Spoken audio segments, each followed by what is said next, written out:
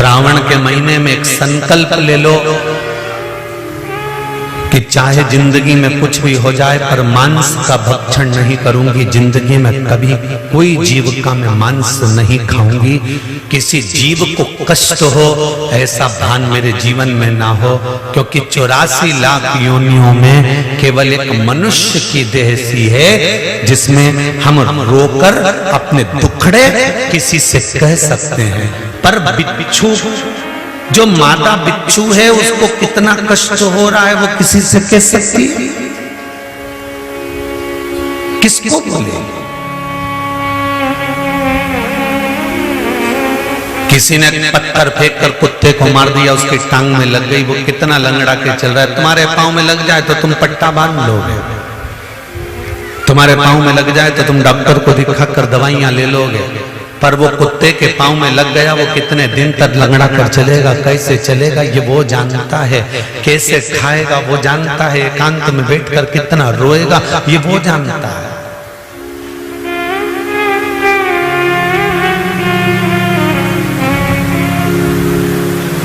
ये भोग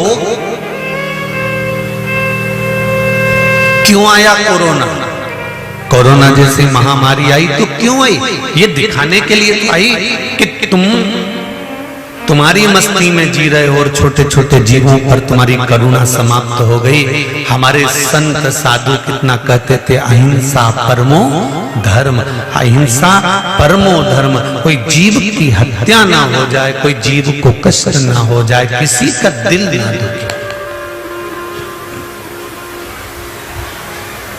ये चोरी करने वाली माताएं आती हैं, कई पुरुष लोग आते हैं चोरी करने के लिए, तुम्हारे गले का मंगलसूत्र चेन जरूर चुरा के ले जाते हैं, पर इन्हें कितनों के गले का मंगलसूत्र चुराया होगा, कितने के गलों की चेन चुराई होगी, उसके बाद भी आज भी इनकी तरक्की नहीं हुई। ये चोटे की चोटे।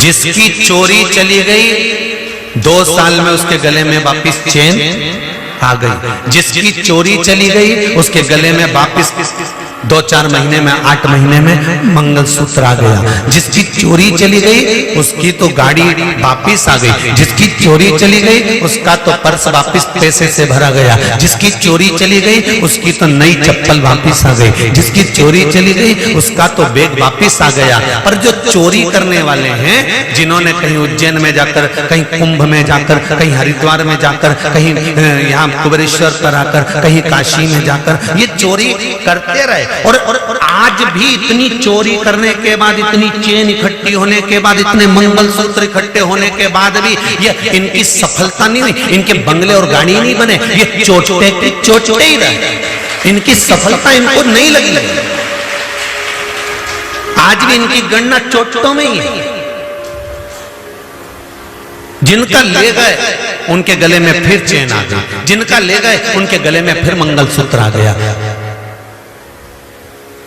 कई लोग रोते हैं, कई लोग यहाँ पर आकर कहते हैं बताओ हमारी चेन चली गई, तो हम तो उनसे कहते हैं हमने मना करा था मत पहन कर आओ, और अगर पहन कर आयो और कोई लेकर चले गया तो ये सोच लेना कि वो लेकर गया है उसकी तरक्की नहीं होगी, पर तेरे गले से अगर गई है तो तेरे गले में वापिस बाबा देव महादेव पहुंचा देगा, ये निश्चित है।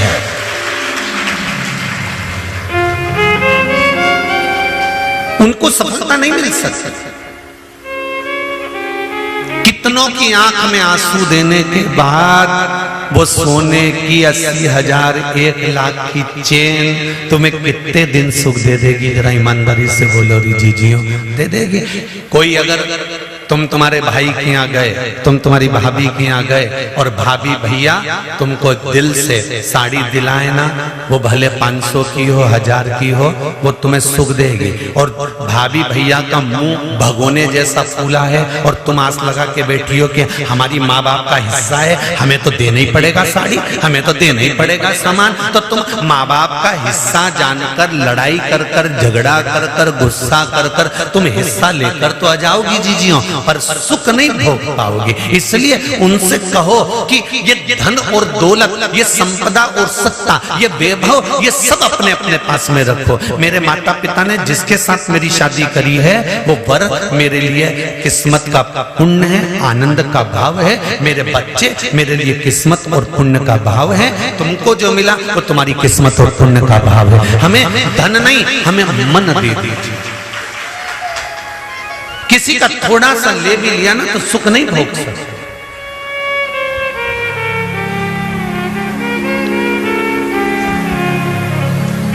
सुख का स्मरण नहीं करता होगा।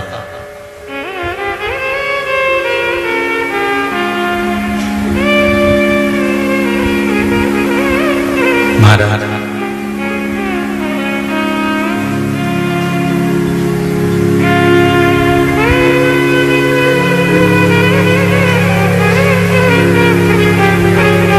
दिल दुखाकर किसी दूसरे का अपने चेहरे पर अगर प्रसन्नता लाते हो ना तो उसमें प्रसन्नता नहीं है।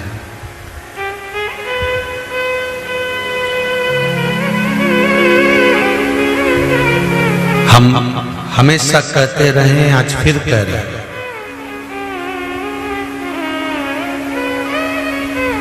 परीक्षा में अगर कोई पास हो गया और एक व्यक्ति फेल हो गया तो पास होने वाले व्यक्ति को फेल होने वाले व्यक्ति के घर पर सबसे पहले जाना चाहिए और जाकर कहना चाहिए तू टेंशन मत ले, चिंता मत कर, फिर प्रयास करना, आज नहीं तो कल फिर विजय होगा, फिर जीतेगा। टेंशन लेने की जरूरत नहीं है। उसकी कमजोरियों को नहीं दिखाना, अपना वैभव हमें किसी के सामने नहीं दिखाना।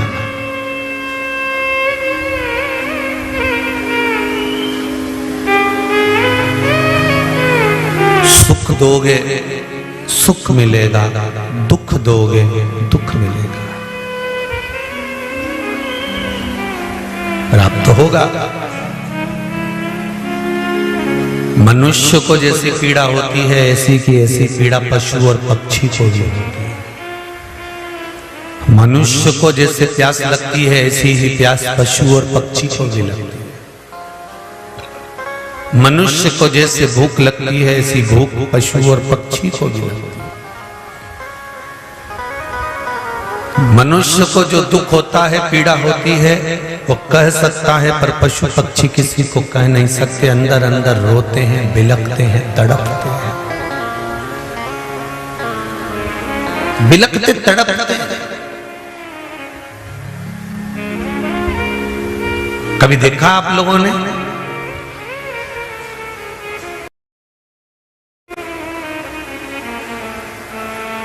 तुम्हारे घर में चूहा मर जाता था, चूहा मर गया, चूहा मरने के बाद में बहुत दिन तक पड़ा रहता है तो उसमें इल्लियां पड़ना चालू हो जाती हैं। बोलो सही है कि गलत है? वो इल्लियां चूहे के मांस को रोंदती है। बोलो सत्य है कि गलत है? उन इल्लियों का भोजन क्या है? वो चूहा जो सड़ रहा है, पड़ा हुआ है, उसके मांस को नोचना। गरुड़ पुराण कहती है कि ये चूहा और इल्ली और कीड़ों का संबंध क्या है? क्या संबंध?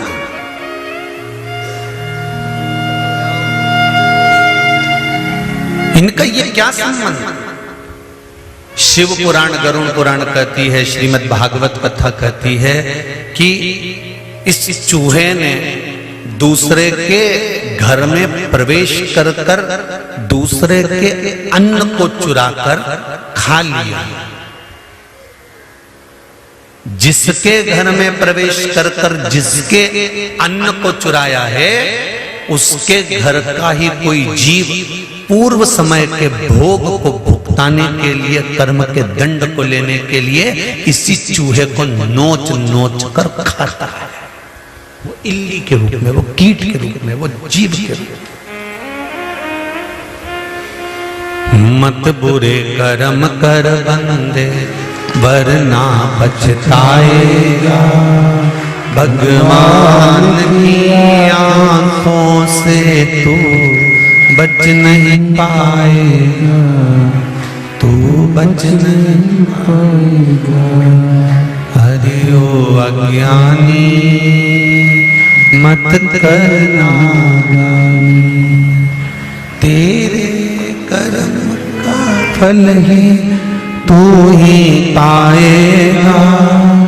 जैसा किया तूने तेरे आगे आएगा, जैसा किया तूने तेरे आगे आएगा। मत बुरे कर्म कर बंदे, मत बुरे कर्म कर बंदे, वरना पछताएगा। भगवान की आंखों से तू बच नहीं पाएगा, तू बच नहीं पाएगा। अरे ओ अज्ञानी मत करना दानी, अरे ओ अज्ञानी मत करना दानी। कर्म का भोग भोगना है, मनुष्य की देह में आकर भोगना है, मानव के शरीर में आकर भोगना है और भोगना पड़ेगा।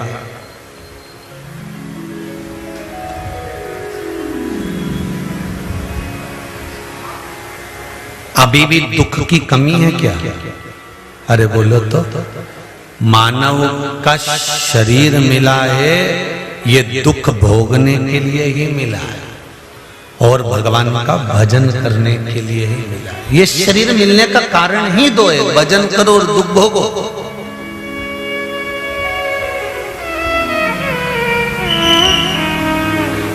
ये शरीर मिला ही काहे के लिए? भोगने के लिए, भोगना तो पड़ेगा। तेरा क्या होगा रे कालिया? हो भोगना तो है, निश्चित है और भोगना पड़ेगा। चाहे वो तुम हो, चाहे वो सियोर वाला महाराज हो, चाहे दुनिया का कोई व्यक्ति हो, चाहे बड़े से बड़े पद पर बैठ जाए, कितनी बड़ी प्रतिष्ठा हो जाए, चाहे वो कितना ही बड़ा साधु संत सन्यासी तपस्वी जोगी कोई भी, भोगना सबको पड़ेगा। अच्छा कर्म करते चलोगे तो दुख थोड़ा कटता चले जाता है, तकलीफ थोड़ी बहुत कट जाती है।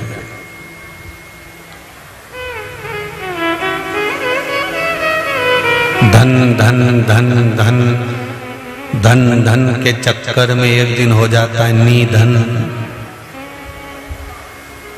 क्या हो जाता है? निधन, निधन। अब मरने वाले व्यक्ति से कोई पूछे कि तुम मर रहे हो, कितना रुपया चाहिए? बोलो कि नहीं चाहिए। अब निधन, अब धन नहीं चाहिए, अब निधन, अब धन नहीं चाहिए, अब तो निधन का समय आ गया। अब धन की महत्वता समाप्त हो गई।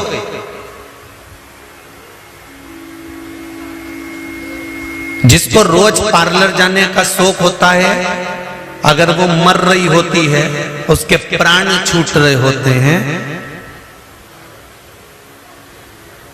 और घर की मौसी की छोरियां कहे जीजी पार्लर वाली को बुला दो,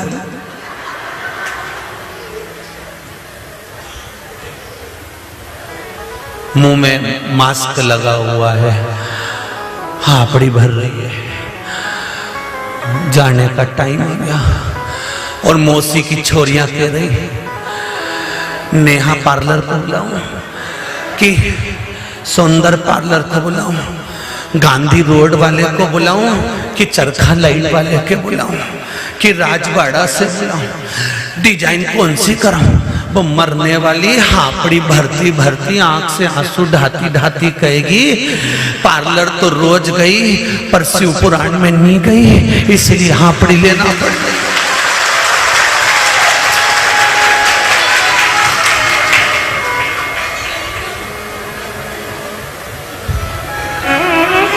पार्लर में जाकर काया तो सवार ली, पर शिव महापुराण में चली जाती तो काया, माया और चित्त हृदय सब संवर जाता।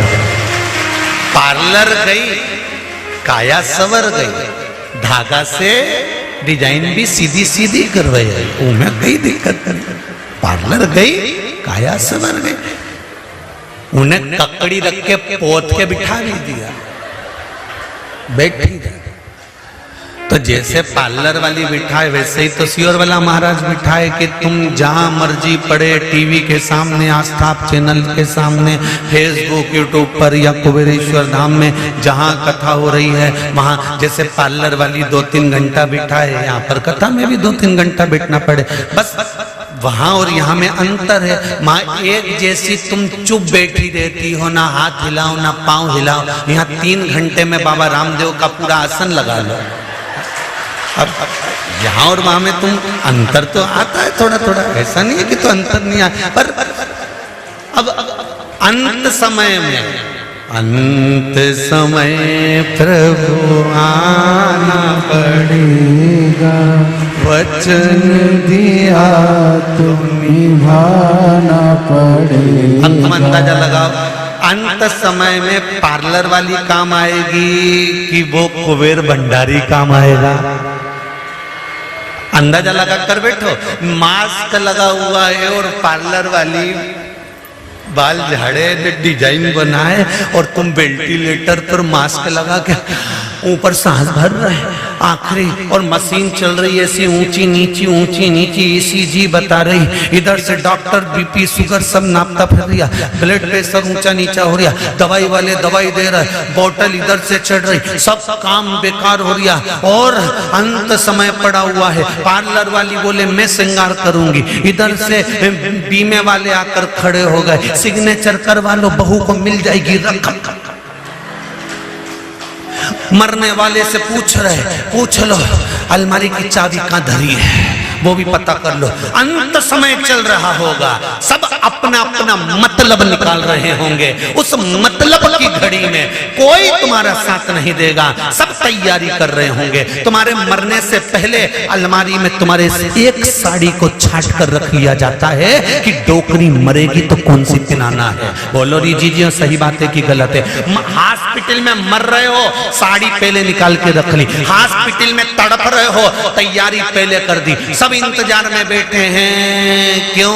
अम्मा की कई स्थिति है कि अभी तो ठीक है, तो क्या ठीक है, अभी तो 2-4 दिन और जिएगी। हो तो इनने कहा बनाओ, रोटी बनाओ, फिर इनने रोटी बना के जिम के बैठ गए, और जिम के बस रोटी बनी थी, और बनने के बाद तैयारी। कई इंतजार करते हैं। कोई बूढ़ा व्यक्ति त्योहार के टाइम पर बीमार पड़ जाए तो घर में खुसुर होने लगती है, दिवाली और निकाल दे, दिवाली और निकाल दें, होली और निकाल दें, राखी और निकाल दें, भगवान ऐसा और कर देना प्रभु, बस ये त्योहार और निकल जाए, फिर भले मर जाए। और कोई त्योहार के दिन ही मर गया तो बहुवन का मुंह उल्टा भगोदा, उल्टा भगवान बहुवन, फिर अभी मरना था।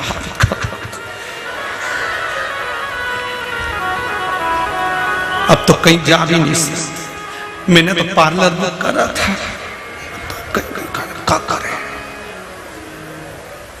ये कथा किसी दूसरे की नहीं है, ये कथा तुम्हारी और हमारी है। सब अपना अपना उल्लू सीधा करने के लिए, सब अपना अपना मतलब सीधा करने के लिए, अंत समय में सब अपना मतलब सीधा कर रहे होंगे। उस समय पर इस कुबेरेश्वर धाम में हुई श्रावण शिव महापुराण को याद करना।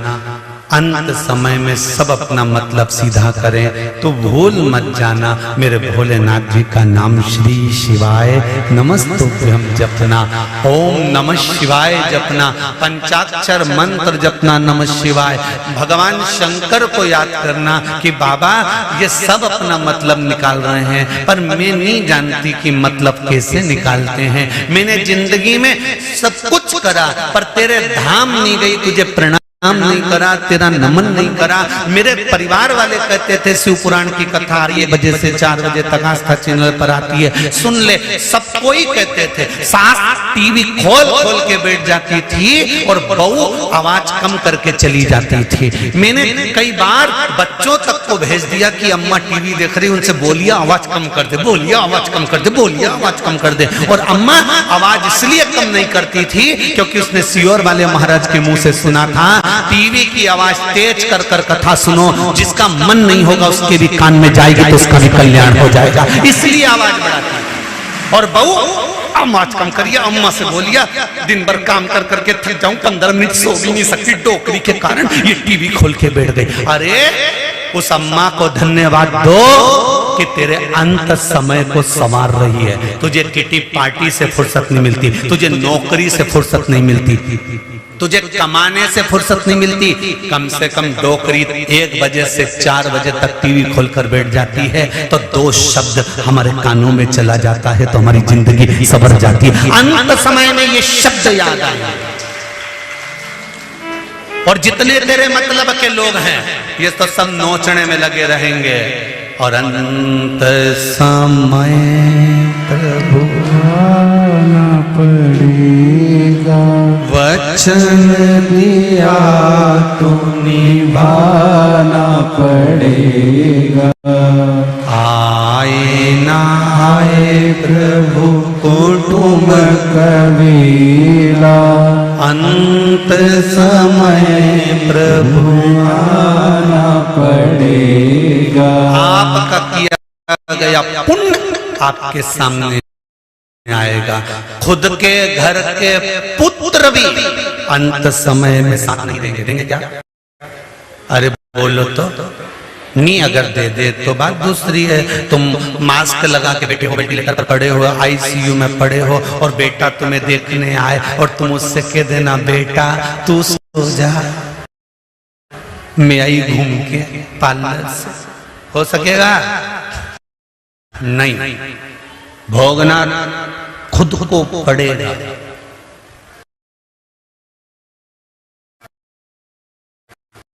पुत्र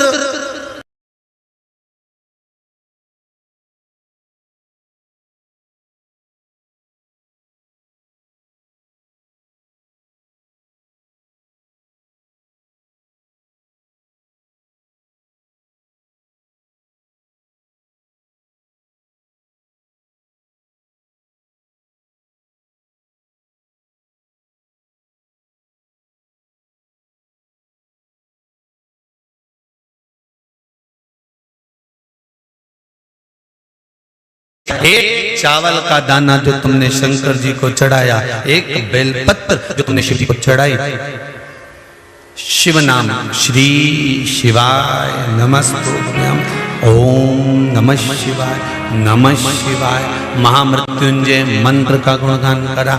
जो तुम भजन करे हो अंत समय में वो तुम्हारे सामने होगा। पुत्र पूत तुम्हारा साथ नहीं देगा, पर तुम्हारा करा गया पुण्य, तुम्हारा किया गया सत्कर्म, तुम्हारा किया गया भजन तुम्हारा साथ देगा।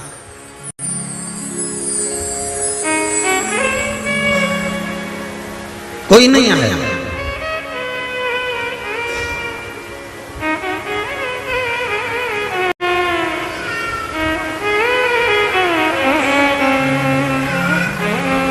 अंत समय महाराज कोई मैंने तेरे ही भरोसे, ओ बाबा तेरे ही भरोसे, हवा बिच उड़ती जावांगी, बाबा डोर हटो छठीला में कटी जावांगी, भोले मैं तेरी पतंग, ओ बाबा मैं तेरी पतंग, हवा बिच उड़ती जावांगी, बाबा डोर हटो छठीला में कटी जावाई। हम उसके भरोसे पर हैं, पूरा भरोसा उसी का रखो। कई माताएं आकर कहती हैं गुरुजी मेरे बेटी का ब्याह नहीं हो रहा। हम उनसे कहते हैं जिस दिन तुमने ये कहना छोड़ दिया कि मेरी बेटी का ब्याह नहीं हो रहा, उस दिन तुम्हारी बेटी का ब्याह हो जाएगा।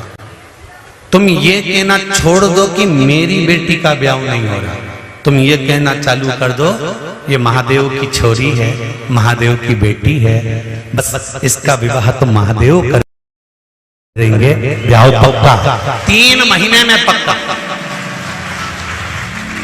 जब तक तुम अपना कहते रहोगे तब तक महादेव उसको अपनाएंगे नहीं।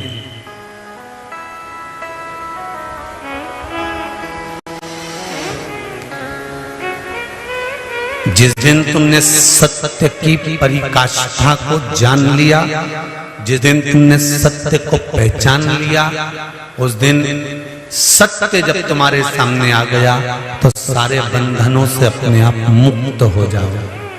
इसलिए मरने वाले के सामने चिल्लाते हैं राम नाम सत्य, क्योंकि वो बंधनों से मुक्त हो गया।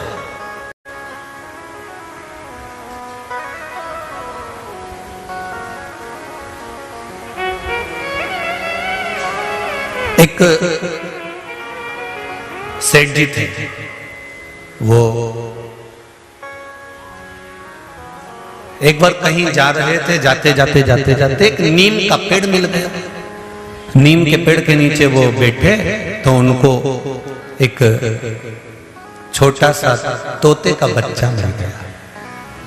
तोते के बच्चे को लिया, उनने तोते के बच्चे को पाल पोस कर बड़ा करा, खूब सेठ जी उसको बोलना सिखा दिए, तोते का बच्चा बोलना भी सीखे। सेठ जी ने अपने तोते के बच्चे को एक चीज बड़ी भारी सिखाई कि जिंदगी में तू कभी झूठ मत बोलना, सत्य बोलना।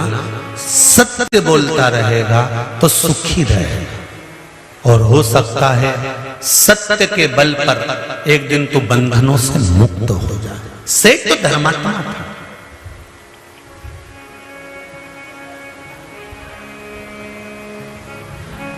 सेठ धर्मात्मा था। तोता सेठ जी के अनुसार चलने लगा, थोड़ा थोड़ा बोलना सीख गया। सेठ जी को 10-10, 15-15 दिन, 20-20 दिन के लिए बाहर जाना पड़ता था। सेठ जी बाहर चले जाते, घर में सेठानी रहती, थोड़ा उसका व्यवहार ठीक नहीं था। वो पर पुरुष को अपने घर में बुला लेते। तोता सब देखता, तोते के स्मरण में सब रहता। सेठ जी 15 दिन बाद फिर आते, फिर चले जाते। वो सेठानी फिर किसी को बुला लेते, किसी पर पुरुष को सेठानी, क्योंकि उसका स्वभाव ठीक नहीं, उसकी दिनचर्या ठीक नहीं, बुला लेते। एक बार सेठ जी 1 महीने के लिए बाहर गए। सेठानी एक पुरुष को बार बार बुलाती, वो पुरुष इसके यहाँ आता रहता। सेठ जी 1 महीने के बाद वापिस आए, और आते से सबसे पहले उनको उस तोते की याद आई। तोते से जाकर मिले, तोते से कहा तोता ठीक तो हो? मिट्ठू बोला ठीक।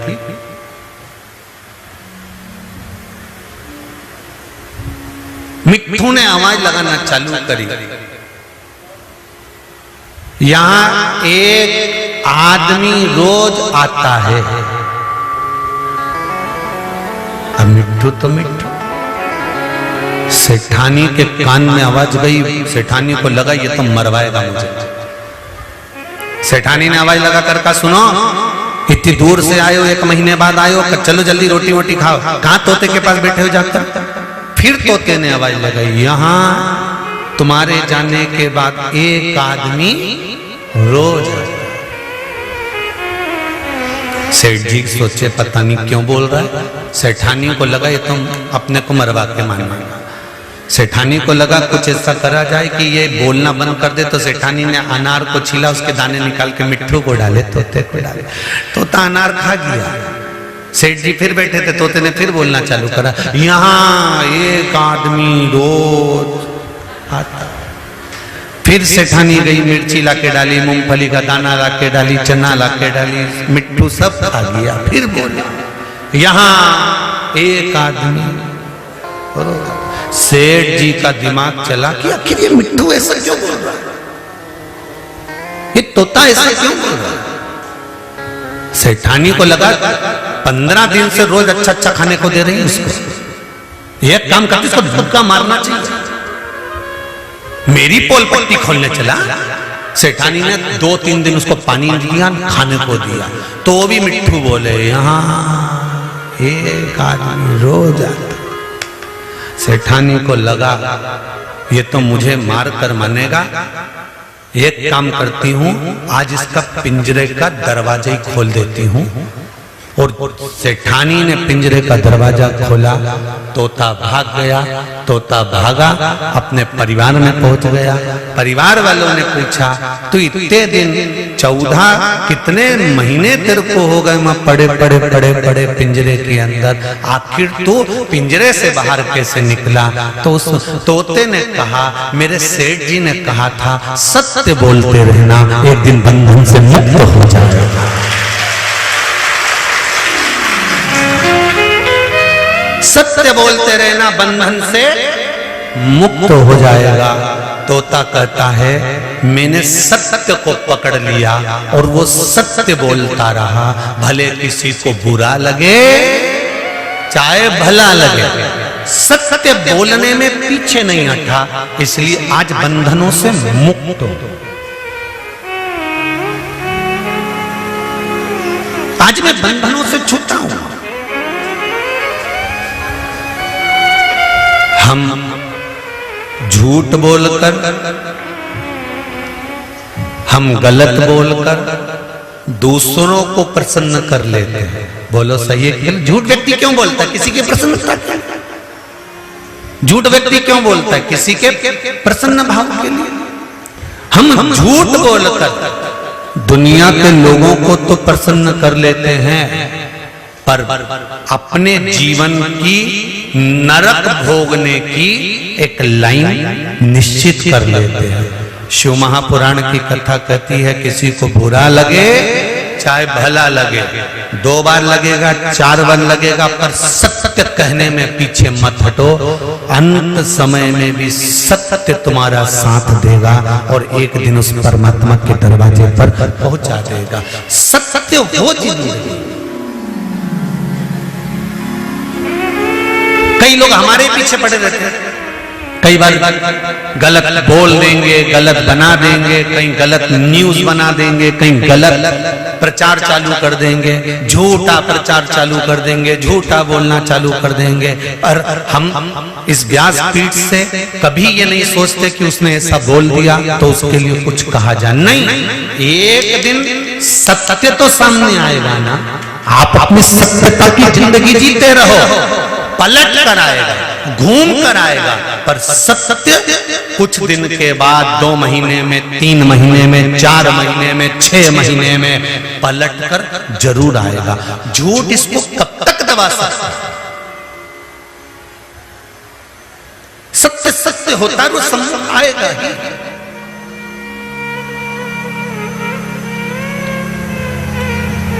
झूठ पर बुनियाद खड़ी नहीं करी जा सकती। राजा हरिश्चंद्र के साथ में क्या हुआ? सत्य पर टिके थे राजा हरिश्चंद्र। और रामचरितमानस भी कहती है, रघुकुल रीत सदा प्राण जाए पर वचन न जाए,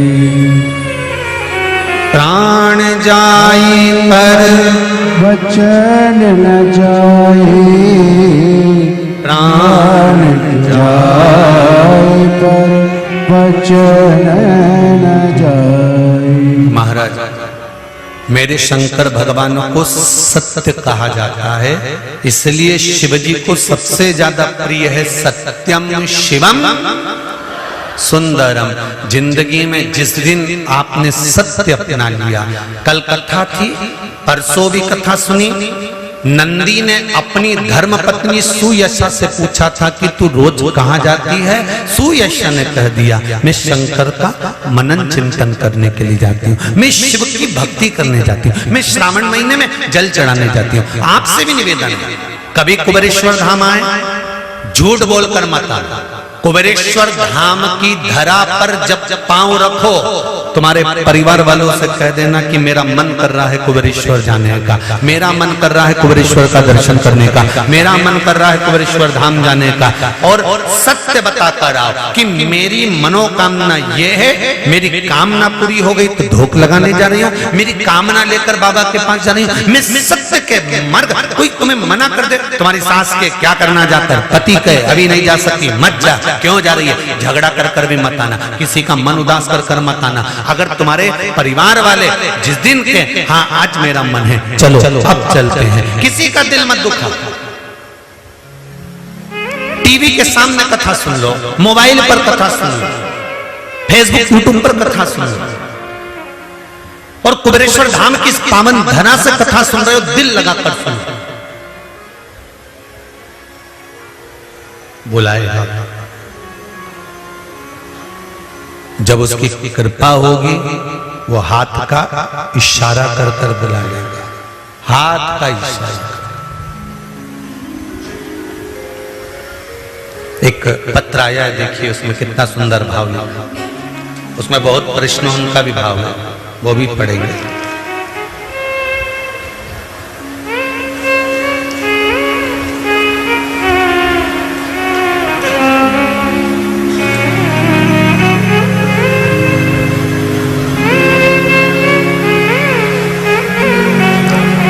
राजकुमारी भिगावत, ग्राम तिलावता, गोविंद की रहने वाली हूँ। मेरे पति का नाम अशोक जी भिगावता, शाजापुर से मध्य प्रदेश से हूँ। कहीं बैठी हो तो हाथ हिला देना, कहीं बैठी हो तो हाथ हिलाना। इन्होंने लिखा है, पिताजी को गले में गठान हो गई तो हमने जांच करवाई।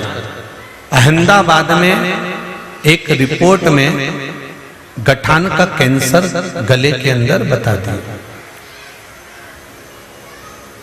ऑपरेशन का डॉक्टर ने बोल दिया, ऑपरेशन का नंबर लगाया पर नंबर इतनी जल्दी नहीं आया। ऑपरेशन के लिए गुरुजी नंबर नहीं आया तो वो चिढ़कर घर आ गया। तो हमने कहा आपको बाबा ने कृपा करी है इसलिए घर बुला लिया, मत कराओ ऑपरेशन, ऑपरेशन नहीं करवाना होगा। फिर मैंने कहा आप एक बार कुबेरेश्वर बाबा का स्मरण करो और बाबा से विनती करो। फिर हम दूसरी जांच करवाई तो गुरुजी उस जांच में कैंसर नहीं था। ये शिव, ये शंकर और घड़ी। तेरी कृपा बिना न हिले एक भी अणु, लेते हैं श्वास तेरी कृपा से तनो तनो। हे गंगाधार मोती द्वार ओमकार तू, बोले ओमकार तू। आयो शरण तिहारी शंभो तार तार तू। बखान क्या करूं मैं राखों के ढेर का, चपटी भभूत में खजाना कुबेर का। एक बात बहुत सुंदर है, ध्यान दीजिएगा। कभी मौका लगे और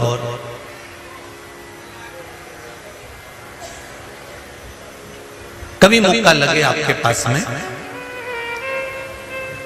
किसी के शरीर में गांठ पड़ गई, गठान हो गई हो, शरीर के किसी भी अंग में अगर गांठ पड़ी है और उसका जांच करवाने का डॉक्टर ने बोला है और जांच करवाने के लिए आप जा रहे हैं,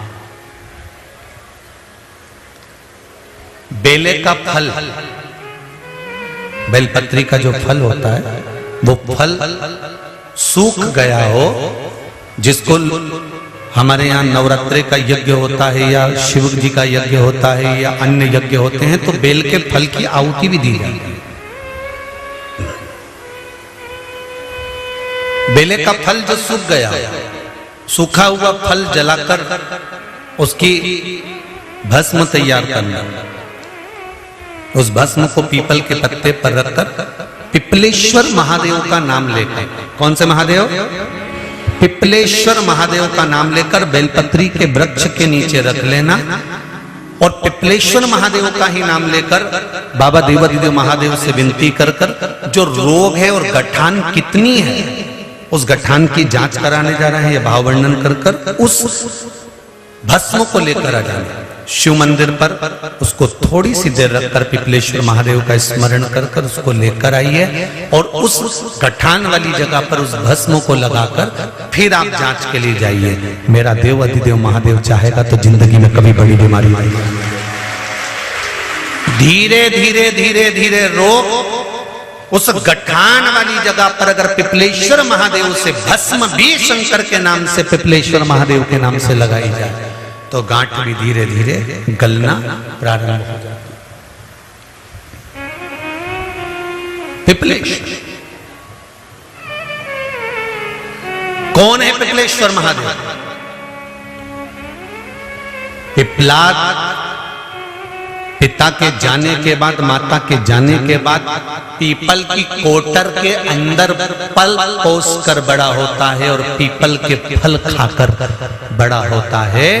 शंकर भगवान ने एक पीपल की कोटर में रखकर पिपलाद को बड़ा कर दिया था, तो पिपलाद ने शंकर भगवान का भजन कर कर शिव को प्राप्त करा। तो शंकर भगवान ने जब पिपलाद को दर्शन दिया था तो पिपलेश्वर महादेव शिव जी का नाम हुआ था। पिपलाद ने कहा था, भोलेनाथ मेरे दुख की घड़ी में आप खड़े हुए हो और मुझे सुख का भान कराया है। जब व्यक्ति के जीवन में बहुत भारी रोग हो और बहुत तकलीफ में हो तो मेरा पिपलेश्वर महादेव उसके हर क्षण सामने खड़ा हो, तो वो पिपलेश्वर महादेव के रूप में खड़ा हो।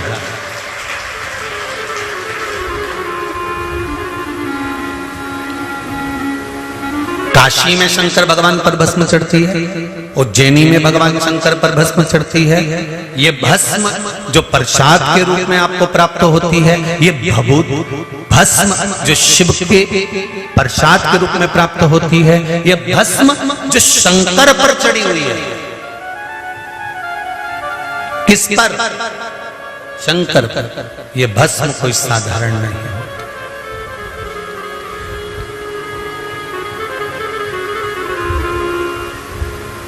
इसका प्रयोग कहाँ करना है, कैसे करना है, कब करना है, यहां तक इसका वर्णन है महाराज। पहले की कथाओं में भी इसका वर्णन किया गया कि हम जो मस्तक पर भस्म धारण करते हैं, त्रिपुंड धारण करते हैं, कंठ पर भस्म लगाते हैं, भुजाओं पर भस्म लगाते हैं, कलाइयों पर भस्म लगाते हैं, हृदय पर भस्म लगाते हैं, कर्णों पर भस्म लगाते हैं। जब यज्ञ करता ब्राह्मण यज्ञ पूरा करवाते हैं तो उस सुरवे को लेकर भस्म निकालकर आपके कंठ पर, श्रवण पर, मस्तक पर, हृदय पर लगाते कि नहीं लगाते? उस भस्म का प्रमाण है।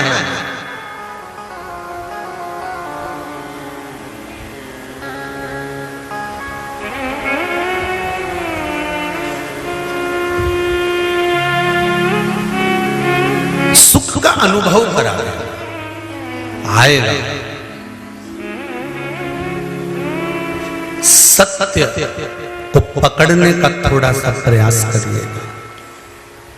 जिस दिन सत्य तुम्हारे सम्मुख में होगा उस दिन जिंदगी का सारा सुख तुम्हारे सामने होगा। सत्य हो तुम्हारे सामने।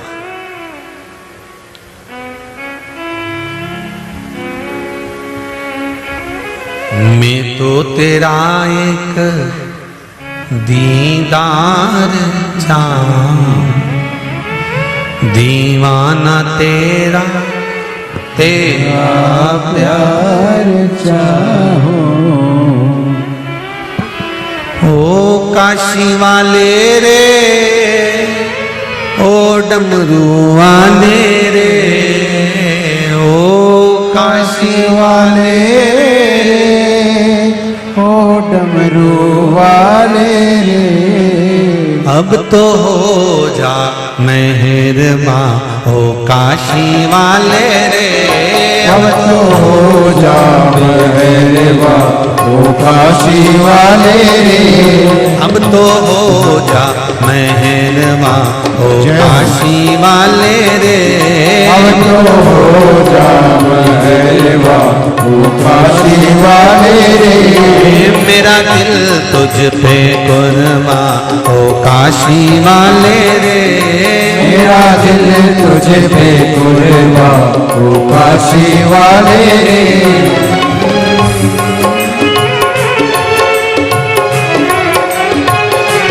ओ काशी वाले रे, ओ डमरू वाले रे, ओ काशी वाले रे, ओ डमरू वाले रे।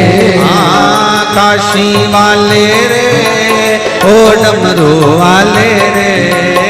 ओ काशी वाले रे, ओ डमरू वाले रे। ओ मेरा दिल तुझ पे कुर्बान, ओ काशी वाले रे। मेरा दिल तुझ पे कुर्बान, ओ काशी वाले रे। मेरा दिल तुझ पे कुर्बान, ओ डमरू वाले रे। मेरा दिल तुझ पे कुर्बान, ओ डमरू वाले रे।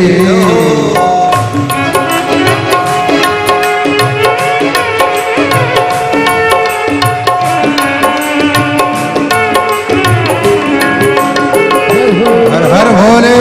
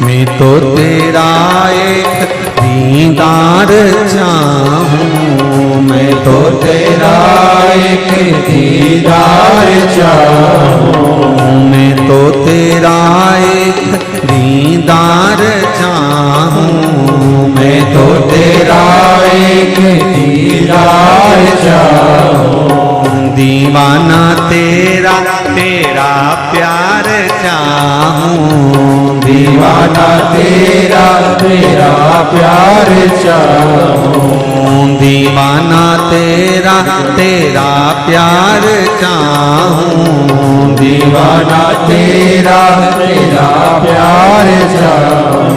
ओ काशी वाले रे, ओ डमरू वाले रे। ओ काशी वाले रे, ओ डमरू वाले रे। काशी वाले रे, ओ डमरू वाले रे। काशी वाले रे, ओ डमरू वाले रे। अब तो हो जा मेहरबां, ओ काशी वाले रे। अब तो हो जा मेहरबां, ओ काशी वाले रे। अब तो हो जा मेहरबां, ओ काशी वाले रे। अब तो हो जा मेहरबां, ओ काशी वाले रे।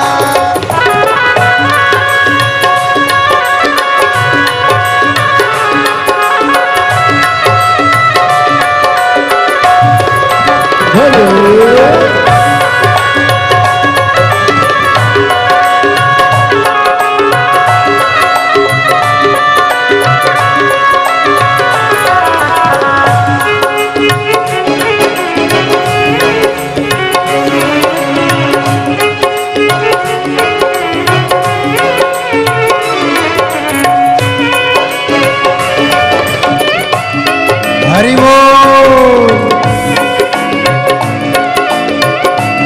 हर हर महादेव।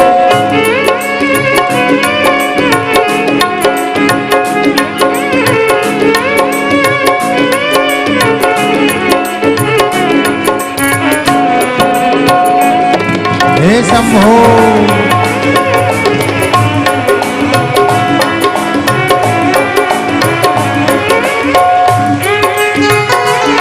जय हो शंभो।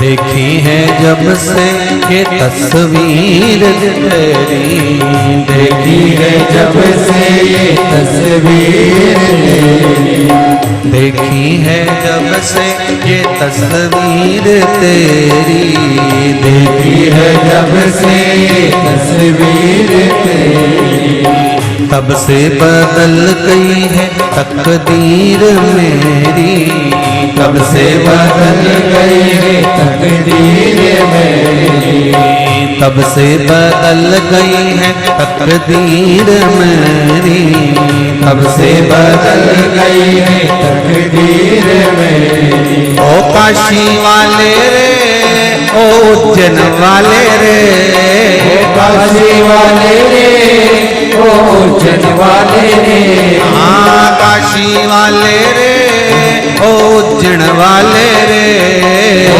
काशी वाले रे, ओ उज्जैन वाले रे। ओ अब तो हो जा मेहरबा, ओ काशी वाले रे, अब तो हो जा मेहरबा, ओ काशी वाले रे, ओ अब तो हो जा मेहरबा, ओ काशी वाले रे, अब तो हो जा मेहरबा, ओ काशी वाले रे।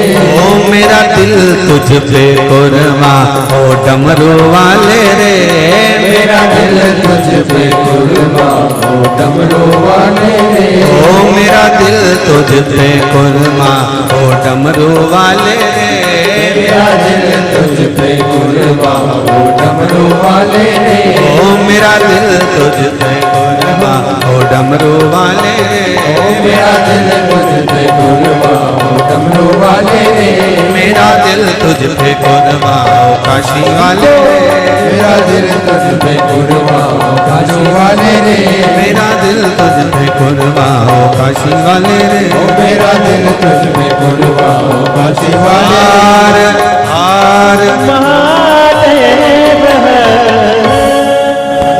देखी है जब से ये तस्वीर तेरी, तब से बदल गई है तकदीर तेरी, ओ डमरू वाले,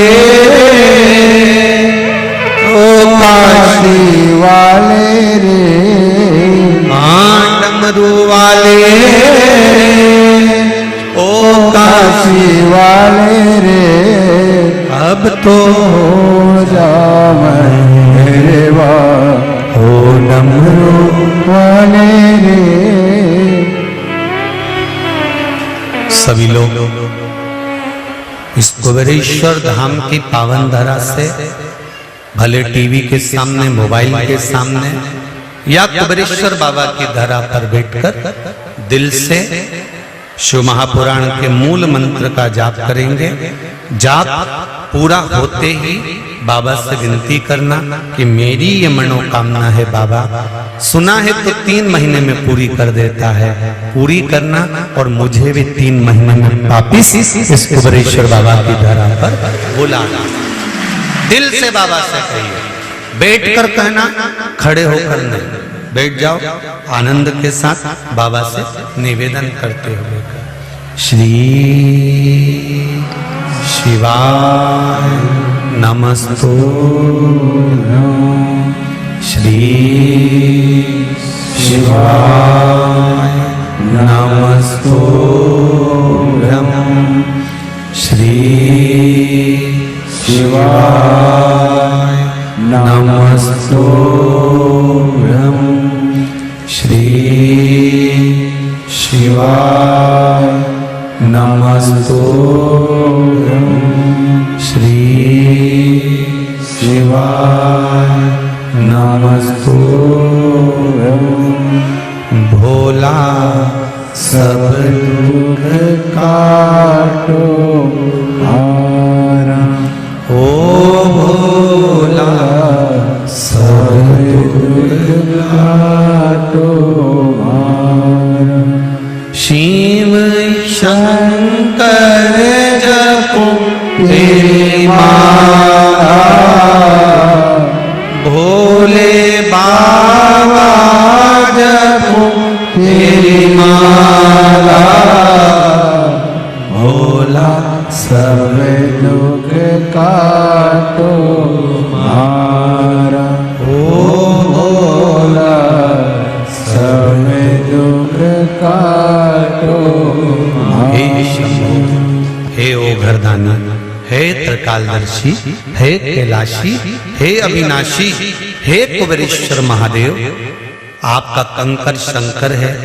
इस भूमि पर, इस जमीन पर बैठकर कंकर का स्पर्श कर कर मैं बाबा आपसे निवेदन करती हूँ कि मेरे हृदय की मनोकामना पूर्ण करना और मुझे पुनः फिर 3 महीने में वापिस इस भूमि पर बुला लेना। तेरी कृपा होगी तो जरूर आऊंगा। ये बाबा से कहो, बुलाएगा।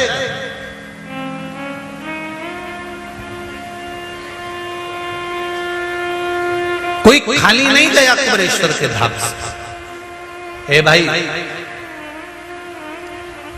ध्यान देना जरा, रोज बिजली कड़की, रोज पानी गिरा, ऐसा ऐसा बरसा कि पूरे चारों तरफ जल जल था। कथा भी पूरी हो गई, गुरु पूर्णिमा का उत्सव भी पूरा हो गया, लोग चले भी गए। उसके बाद जो बिजली गिरी, जो आंधी चली, जो पानी बरसा और टेंट गिरा, उसमें कोई नहीं, केवल 8-10 लोग। अगर इतने लाखों में भरे होते तो क्या होता विचार करो। वो तो शिव था, भंडारी ने हाथ में झेल रखा था। उसकी कृपा, ये उसकी उदारता, ये उसकी दया। उसके बल पर जियोगे, उसके सहारे जियोगे और उस पर आश्रित होकर जियोगे तो दुख सामने आ भी जाएगा तो कब निकल जाएगा मालूम नहीं पड़ेगा। भोलेनाथ दया करना, मैं तेरे भरोसे हूँ। मेरे बाबा दया करना, मैं तेरे भरोसे हूँ। हम उसके सहारे हैं, हमारा जीवन उसके सहारे है।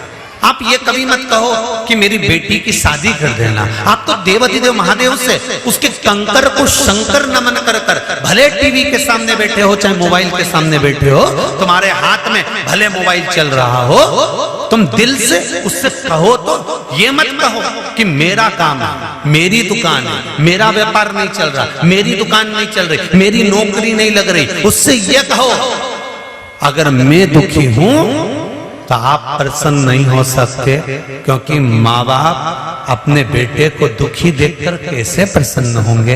मैं आपकी संतान हूं और मेरा व्यापार, दुकान, नौकरी ये आपकी है, आपको चलाना है। बेटा आपका, बेटी आपकी, इसलिए विवाह भी आप करोगे। अगर कुबेरेश्वर धाम आने के बाद भी अगर मेरी झोली खाली ले जाए, 15 साल शादी के हो गए, 20 साल हो गए, लोग कहते हैं संतान नहीं होगी, पर मैंने सुना है कि तू झोली भरता है तो खाली तो नहीं रहती है, जब तू देगा तो खाली कैसे रहेगी। पत्र में लिखा, एक पत्र में लिखा, देखिए गुरुजी मेरी ननंद को 6 वर्ष हो गए थे, उनको कोई संतान नहीं थी। पत्र में मेरी ननंद को 6 वर्ष हो गए थे, उनको कोई संतान नहीं थी। जैसा कि आपने बताया आंकड़े की जड़ का मैंने कहा और फिर कुछ उपाय बताकर जैसा वर्णन किया उपाय करो, तो गुरुजी उन्होंने किया। अब बाबा की कृपा से उसको 7वां महीना चल रहा है। ये शिव, ये शंकर, ये शिव के उदाहरण। तेरा ही दिया मैंने खाया पिया है, तेरा शुक्रिया है, तेरा शुक्रिया है। शिव की आराधना का फल क्या होगा?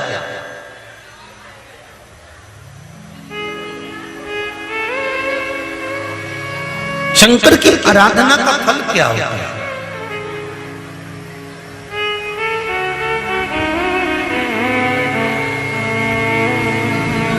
उस पर किया गया विश्वास कभी टलता नहीं।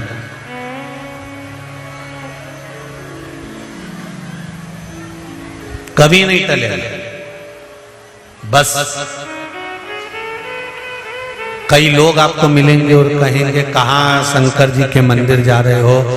पहले 1 लोटा ले जाते थे, अब 2 ले जा रहे हो।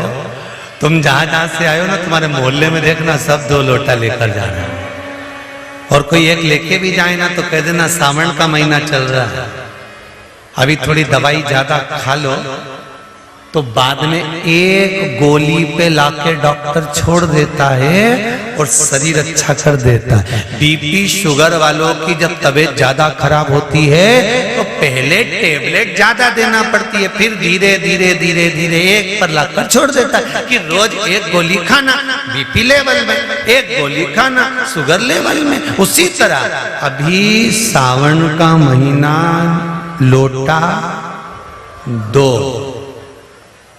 इसलिए अपने दुख तकलीफ कष्ट बीमारी को भी लोटा 2, इसलिए हाथ में लोटा 2 और उसको ले जाकर फिर शिव पर कावड़ के भाव से, जैसे कावड़िया 2 लेकर जाते हैं बोतल, 2 कलश लेकर जाते हैं डंडे में बांध कर, ऐसा दिल से कावड़ का भाव लेकर जाए।